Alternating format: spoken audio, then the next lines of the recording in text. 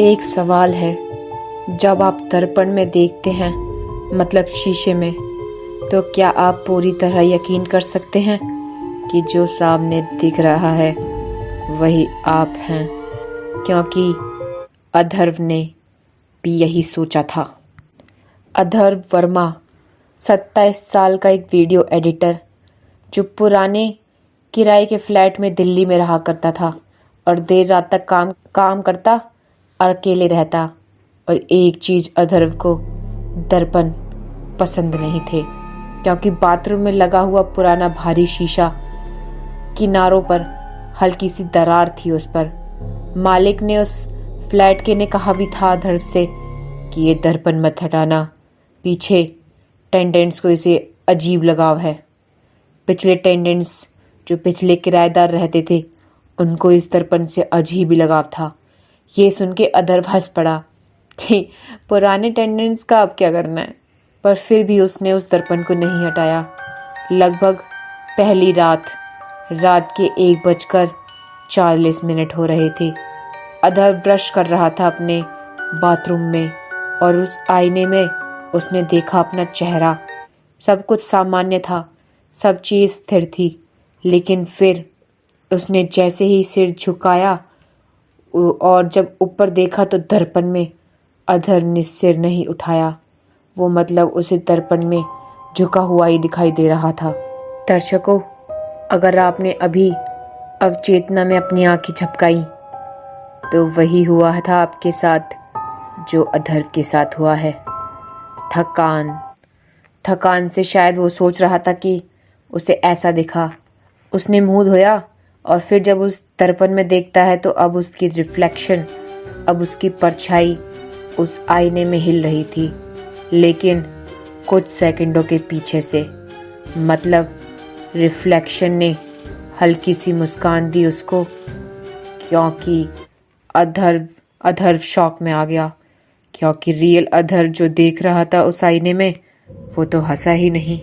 दर्पण से बहुत धीमी सी आवाज आती है, इतने सालों बाद ठीक से देखा मुझे। और ये आवाज अथर्व ही जैसी थी, लेकिन बस थोड़ी ज्यादा ठंडी और थोड़ी ज्यादा खौफनाक सी। अथर्व हंसते हुए कहता है, ये मजाक बंद करो, कौन है इस आईने के पीछे? किसी ने माइक लगाया है ना? अथर्व को ये लग रहा था, लेकिन दर्पण में रिफ्लेक्शन ने हाथ उठाया, जो कि अथर्व ने नहीं उठाया। दर्शकों, अगर आपने अभी आपके पास एक दर्पण है, देखने से बचना उस दर्पण में।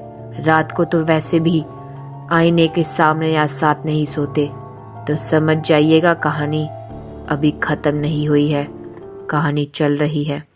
क्योंकि दर्पण में एक दूसरा सीन आया, एक बच्चा, छोटा अथर्व, वही बाथरूम और वही दर्पण, और पीछे से किसी ने कहा, ज्यादा देर मत देखा कर, वो अंदर देख लेता है। अथर्व को अचानक से कुछ याद आता है। उसकी माँ, जो अब जिंदा नहीं थी, लेकिन दर्पण पर भाप जम गई थी। धीरे धीरे उस पे शब्द उभरते हैं और उसमें था, अब तेरी बारी है। अथर्व की गलती ये थी कि वो डर में दर्पण पर हाथ रख देता है, और शीशा ठंडा नहीं था बल्कि वो सांस ले रहा था। दर्शकों, लाइट चली जाती है उसके हाथ धरते ही दर्पण पर, और अंधेरे में दर्पण से एक आवाज आती है, कल सुबह जब तू देखेगा तो बाहर मैं होऊंगा। और अथर्व को महसूस हुआ कि उसकी परछाई अब उसका साथ हिल नहीं रही थी।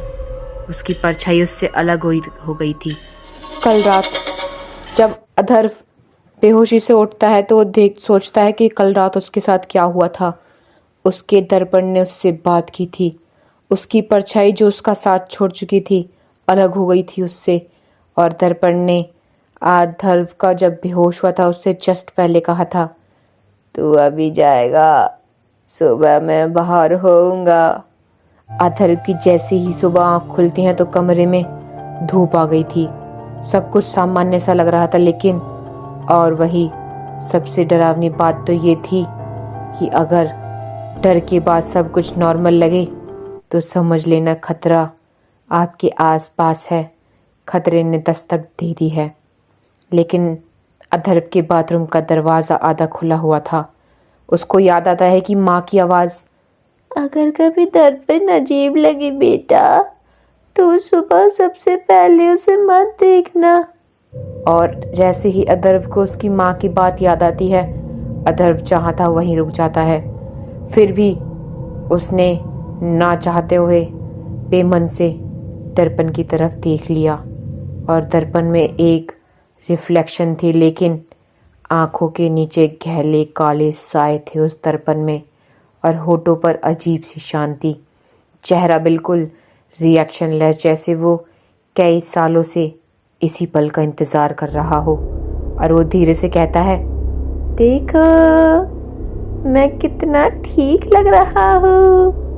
और जैसे ही अदर दर्पण से ये आवाज़ सुनता है वो पूछ बैठता है, तू? मैं है? लेकिन वो दर्पण में जो रिफ्लेक्शन थी वो मुस्कुराकर कहती है, नहीं, मैं वो हूँ जो तू दबाता रहा। और जैसे ही अथर्व इन बातों को सुनता है, उसे एक एक करके दर्पण में शीन बदलते हुए दिखाई देते हैं। अथर्व का कैसे गुस्सा होना, उसकी जलन, उसके अनकहे झूठ जो उसने इतनी बार तक कहे थे, और वो रात जब उसने कुछ गलत किया था और किसी को भी नहीं बताया, किसी को भनक भी नहीं पड़ने दी।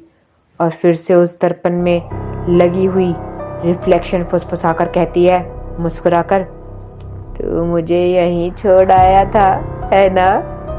दर्शकों, आप यकीन मानिएगा, अगर कोई बात आप भी आज तक किसी से नहीं बता पाए तो दर्पण उसे सब जानता है, क्योंकि दर्पण आपकी रिफ्लेक्शन से ही बनता है।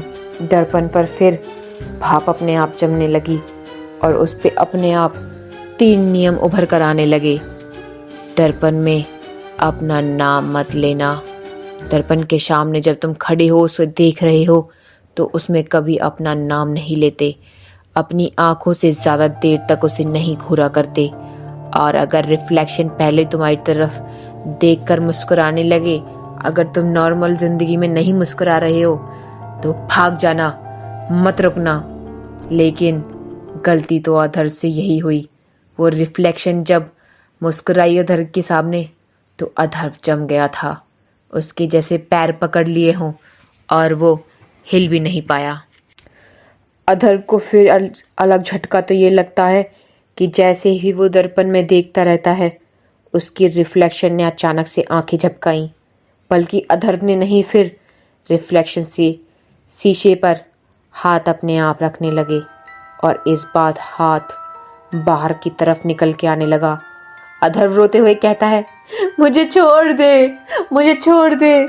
लेकिन रिफ्लेक्शन उसकी तरफ हंसते हुए कहती है, तूने मुझे कभी छोड़ा था जब मैं तुझे छोड़ दूं?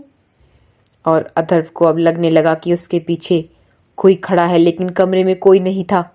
फिर भी उसकी सांसें उसकी थी जैसे कोई करीब हो उसके, इतना करीब कि उसकी सांसें भी उसकी गर्दन पर महसूस होने लगी। और रिफ्लेक्शन बोलता है, हर दर्पण एक दरवाज़ा होता है और हर इंसान कुछ न कुछ उसके अंदर बंद करके रखता है। बात तो सही है दर्शकों कि रिफ्लेक्शन हमें हमारी वास्तविकता भी दिखाता है और हमारे छुपे हुए राज भी। अगर आप कभी दर्पण के सामने खुद को झूठ बोलते हुए समझें तो यकीन मानिएगा आप मत बोलना, क्योंकि ये तो कहानी आपकी भी हो सकती है। फिर एकदम से जब आवाज़ आती है अथर्व को, तो वो महसूस करता है कि उसके कमरे में बिल्कुल अंधेरा सा हो गया। बिजली चली गई थी क्योंकि अचानक से, और अथर्व ने आंखें बंद कर ली थी।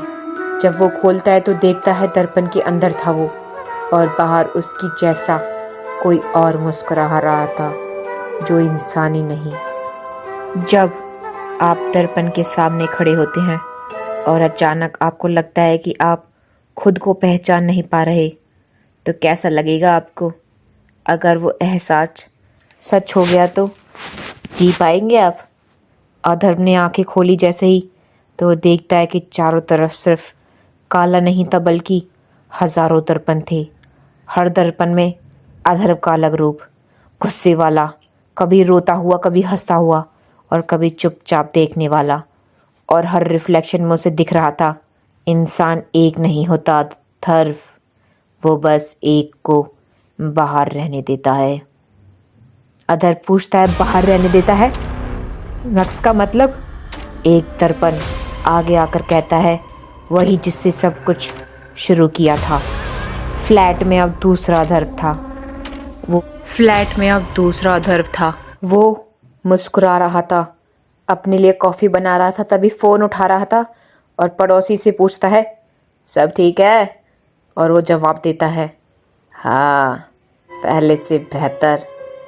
अगर कोई इंसान आपसे ज़्यादा शांत, ज़्यादा नॉर्मल लगने लगे तो ध्यान दीजिएगा दोस्तों, कुछ उसमें गड़बड़ होती है। वो क्या कहते हैं, दाल में कुछ तो काला है।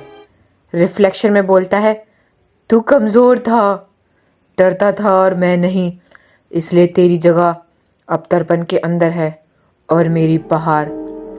अधर्व समझ गया कि ये कोई भूत नहीं था, ये था उसका दबाया हुआ रूप। और दर्पण पर आखिरी लाइन उभर कर आती है, जो सच स्वीकार कर ले वही बाहर रह सकता है, नहीं तो उसे कैद कर लिया जाता है। और अधर्व अपने घुटनों पर बैठ गया था। उसने रोते हुए कहा, मैं डरपोक नहीं तू, मैंने गलतियां की, मैं भागता रहा। और जैसे ही अधर्व ये कहता है, दर्पण कांपने लगता है। रिफ्लेक्शन का चेहरा दर्दनाक बन जाता है और पहली बार वो चिल्लाता है, नहीं, ये मेरी जगह है, मत कहो। और अचानक से तेज रोशनी आती है और शीशे टूटने की आवाज। अधर्व की आँख खुलती है तो वो अपने आप को बाथरूम में पाता है, उसी दर्पण के सामने। और रिफ्लेक्शन में उसका हमशक्ल जो अभी बाहर था, कुछ समय पहले कॉफ़ी बना रहा था, उसके साथ ही हिलने लगा। सब ठीक लग रहा था। अधर्व ने एक चैन की सांस ली और दर्पण पर हल्की सी दरार दिखने लगी। उसके अंदर कोई और मुस्कुरा रहा था। अगर कभी आपका रिफ्लेक्शन देर से हिले दर्पण में, या पहले मुस्कुराए, या आपको अजनबी लगे दर्शकों, तो याद रखना, दर्पण झूठ नहीं बोलता, वो बस वही दिखाता है जिसे आप देखना नहीं चाहते। और उस रात के बाद अधर्व ने कभी दर्पण को नहीं देखा, क्योंकि उसे पता था अगर उसने देखना बंद किया तो अगली बार बाहर कोई और होगा। हाय गाइस, अगर आपको हमारी स्टोरी और स्टोरी टेलिंग का तरीका अच्छा लगा हो तो हमारे चैनल पर जाकर कमेंट कीजिए, लाइक कीजिए, सब्सक्राइब कीजिए। बहुत धन्यवाद।